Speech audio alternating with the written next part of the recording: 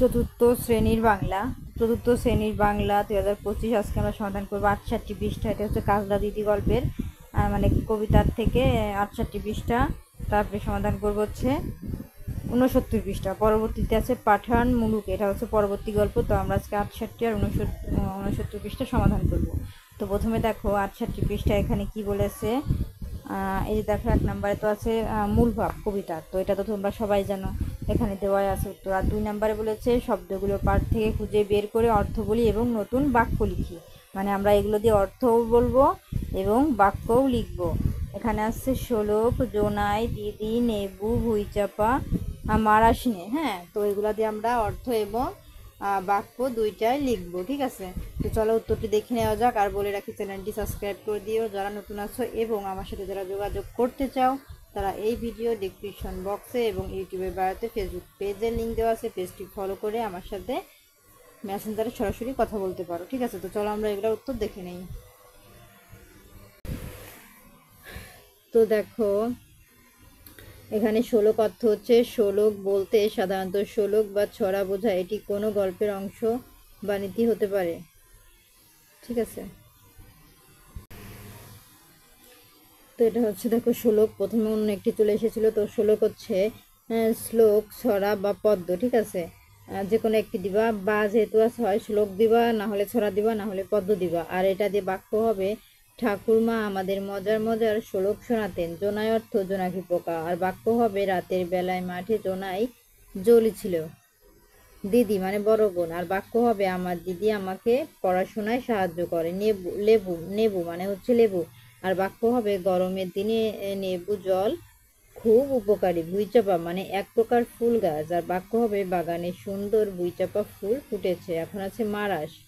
মারাস অর্থ,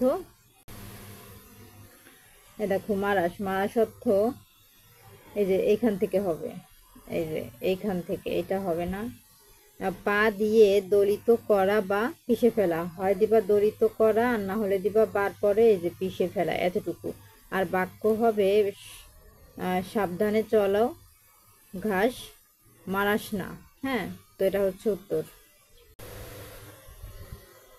তো দেখো আমাদের কিন্তু 2 নাম্বার কমপ্লিট। ঠিক আছে, দেখো এখন 3 নাম্বারে যাব।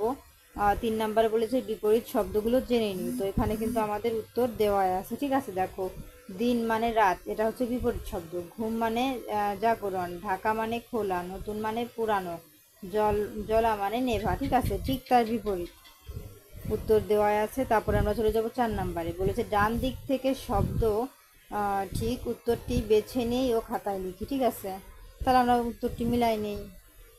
কোথায় জোনাকি জলে? নেবুর তলে, বাঁশবাগানে, শিউলির তলে, তালতলায়। নেবুর তলে। কোথায় জোনাই জলে? তাহলে কোথায় জোনাই জলে, এই যে নেবুর তলে। আর বুলবুলি কোথায় লুকিয়ে থাকে? শিউলির ডালে, ভুইচাপার ডালে, আমের ডালে, না ডালিমের ডালে। ঠিক আছে, এই যে হবে।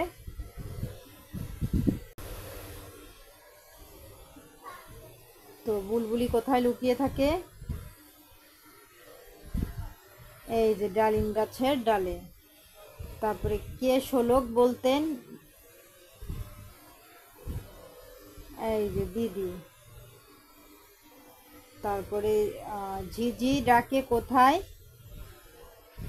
ঝোপে ঝাড়ে, এই যে ঝোপে ঝাড়ে। আর ঘুম আসে না কেন?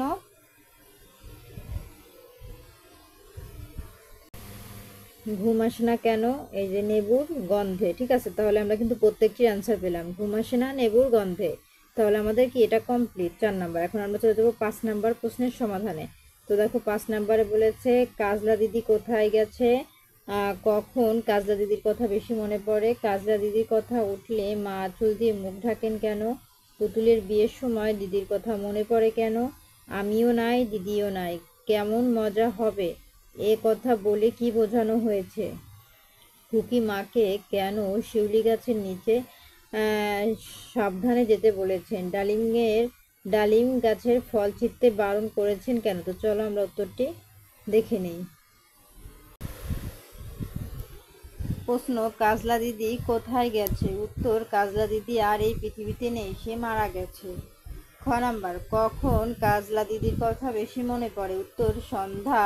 যখন সন্ধ্যা নামে তখন চারপাশে অন্ধকার ঘনিয়ে আসে এবং যখন খুকির মা প্রদীপ জেলে ঘরে আসে তখন কাজলা দিদির কথা বেশি মনে পড়ে। তারপরে দেখো নাম্বারে বলেছে, কাজলা দিদির কথা উঠলে মা আঁচল দিয়ে মুখ ঢাকেন কেন? উত্তর, কাজলা দিদি মারা যাওয়ায় মা খুব কষ্ট পান, তাই দিদির কথা উঠলে মায়ের মনে দুঃখ জাগে এবং তিনি আঁচল দিয়ে মুখ ঢাকেন। এখন নাম্বার প্রশ্ন। দেখো নাম্বারে আছে, পুতুলের বিয়ের সময় দিদির কথা মনে পড়ে কেন? উত্তর, পুতুলের বিয়েতে দিদি খুব আনন্দ করত এবং বিয়ের সময় সব আয়োজন দিদিকে ঘিরেই হতো, কিন্তু দিদি না থাকায় পুতুলের বিয়েতে সেই আনন্দ নেই, তাই দিদির কথা মনে পড়ে। নাম্বার, আমিও নাই দিদিও নাই, কেমন মজা হবে, একথা বলে কি বোঝানো হয়েছে? উত্তর, একথা বলে শিশুর মনের সরলতা এবং দিদির প্রতি তার গভীর ভালোবাসা প্রকাশ পেয়েছে। শিশুটি দিদিকে এতটা ভালোবাসে যে সে দিদির সাথে থাকার জন্য নিজেও মারা যাওয়ার কথা ভাবে, যাতে তারা দুজনে একসঙ্গে থাকতে পারে। এখন দেখো নাম্বারে বলেছে,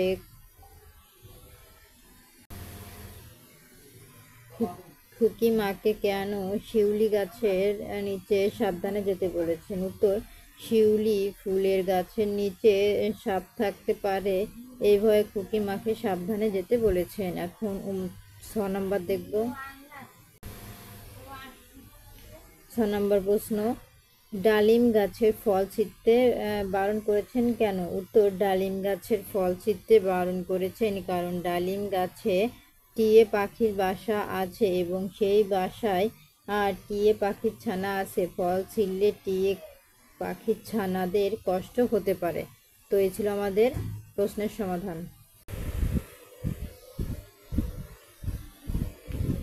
আমাদের কিন্তু প্রত্যেকটি প্রশ্নের উত্তর কমপ্লিট, ঠিক আছে। এখন আমরা এখানে দেখো 6 নম্বরে বলেছে, নিচের শব্দগুলো সঠিকভাবে সাজায়, যেমন বাঁশবাগান। এখানে আছে পুতুল,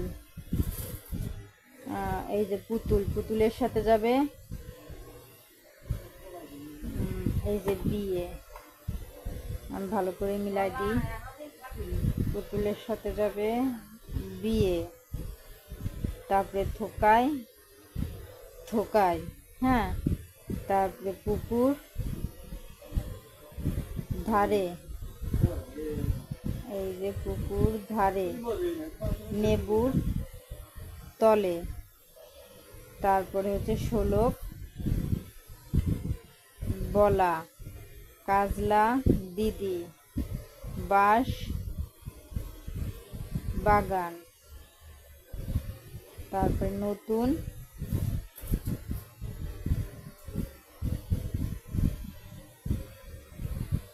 ঘরে, এই যে নতুন ঘরে, ঠিক আছে। এইগুলো হচ্ছে সমাধান, আমরা মিলাই দিয়েছি, তো কমপ্লিট।